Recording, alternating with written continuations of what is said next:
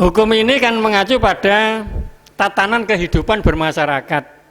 Ketika kaum musyrik jahiliyah Arab itu menjatuhkan talak berkali-kali, beribu-ribu kali, sehingga sepertinya tatanan kehidupan itu kan rusak gitu loh. Nah, Islam kan memperbaiki. Kalau mukmin nanti kehidupannya ya pasti jaminannya tadi dalam surga. Kalau musyrik diajak ke neraka. Ahmad ya Habibi salam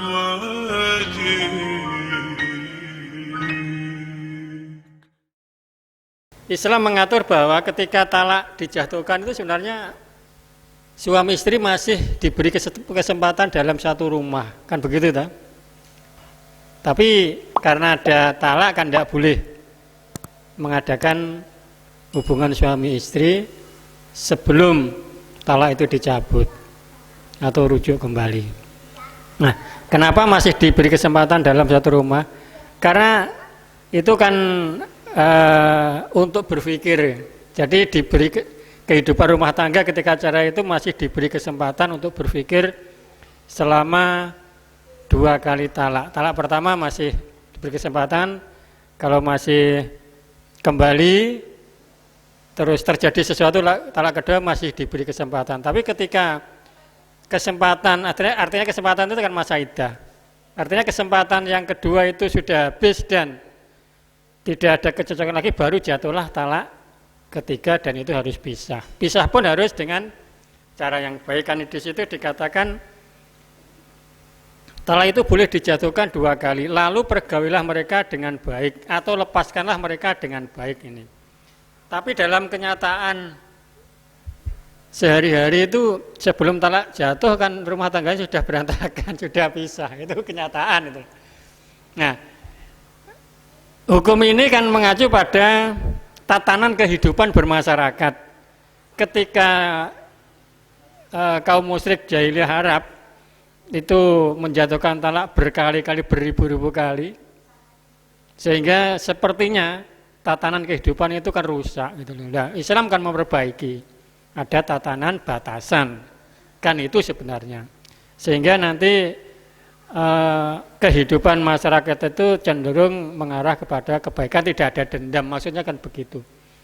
Tapi kalau mengacu pada, kita sering kadang mendengarkan apa itu namanya infotainment itulah, itu malah ramai di belakangnya gitu loh. Itu mungkin ya atau di proyek begitu agar menghasilkan uang, ya kita tidak tahu juga gitu loh. Tapi sensasinya yang apa meledak itu kan sensasinya. Ya tidak tahulah kita, bukan urusan kita. Tapi tatanannya kan seperti yang tercantum di dalam Al-Quran ini. Mas Lis, monggo Mas Lis. Di dalam kehidupan kita sendiri, dalam rumah tangga kita sendiri, kan selalu ada ketidakcocokan, akan selalu. Bahkan pengalaman saya sendiri nih, mulai menikah sampai sekarang pun juga masih begitu. Nggak curiat saya. Karena saya pikir ini juga proses, itu rencana Tuhan. Makanya dalam suatu hadis yang pernah saya katakan tadi, kalau orang nikah itu kan menyelesaikan separuh daripada agama itu, yaitu kalau kita mengacu dalam surat nomor 29 ayat yang kedua juga begitu. Jadi jangan merasa bangga sudah mengatakan beriman padahal kamu belum diuji. Sesungguhnya Allah pasti menguji. Demikian halnya dalam kehidupan kita sehari-hari ini. Berumah tangga, ya memang begitu. Makanya di sini pun dalam proses perceraian itu kan memang sulit. Sulitnya kan seharusnya kita waktu menikah itu juga begitu kita sanggup bertanggung jawab, sanggup saling menghormati, saling kan itu kita mulai menikah kan sudah berjanji begitu. Apakah di tengah jalan terus kita akan begitu mudahnya kita bercerai? Kan itu juga terus bagaimana kan komitmen kita waktu berangkat mau menikah itu kan bagaimana? Makanya yang bisa mempertahankan itu saya pikir ya itulah yang berhasil. Karena Tuhan sendiri memang memproses demikian.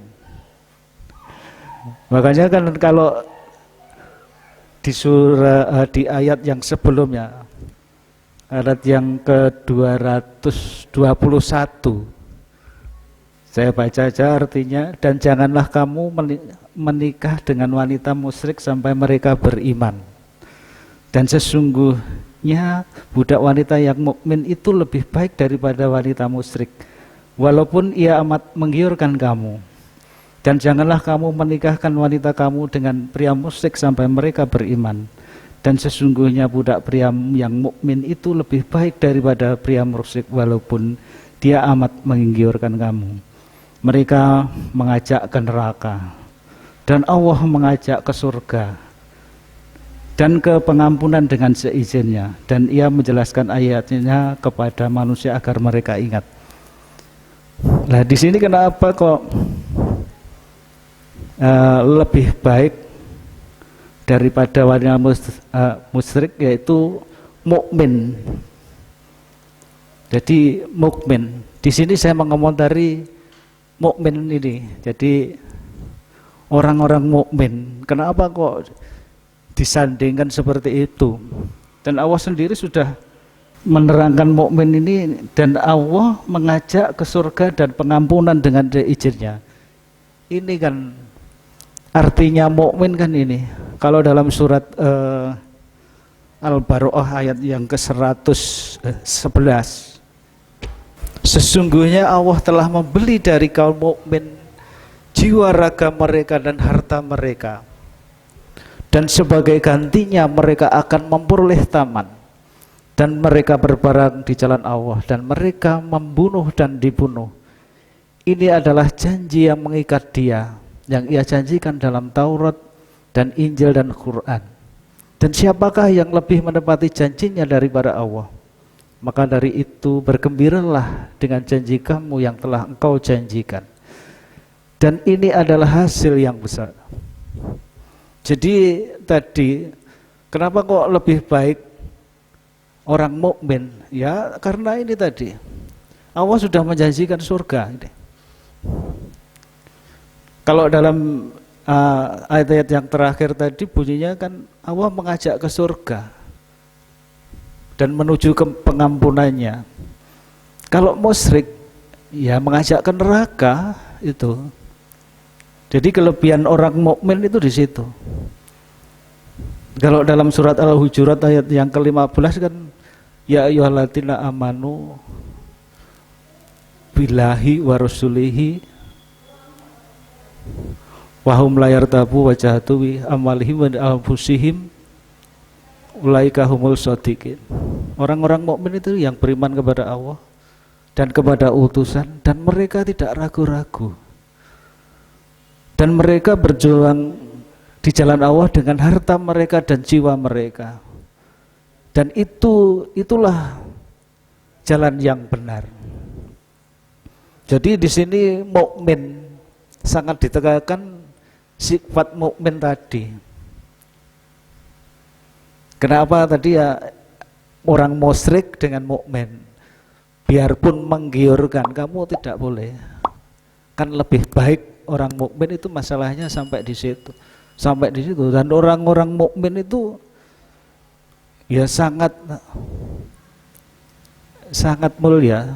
Jadi innamal mu'mina idza adzkiru wa wajilat qulubuhum. Orang-orang mukmin itu apabila disebut nama Allah, wajilat qulubuhum, hati mereka gemetar. Wa idza tuliyat alaihim ayatuhu, dan apabila dibacakan ayat-ayatnya iman mereka bertambah. Wa tawakkalun, dan mereka bertawakal kepada Tuhan mereka. Jadi ada katakanlah Kalau mukmin nanti kehidupannya ya pasti jaminannya tadi dalam surga. Kalau musyrik diajak ke neraka. Neraka dan surga itu kan keadaan. Jadi bukan berarti kita mengangan-angan nanti di tempat yang indah dan sebagainya. Sebetulnya surga dan neraka pun di sini. Kita digembleng di sini. Seperti halnya terjadinya perceraian tadi yang itu. Itu kalau kita sudah bisa mengendalikan katakanlah bentuk neraka, ketidakcocokan itu kan neraka. Jadi saling memusuhi itu pun juga neraka. Kalau kita sudah saling menghormati, saling istilahnya menyayangi dan sebagainya, itu kan surganya di situ. Yang tadinya tidak cocok menjadi saling menghormati.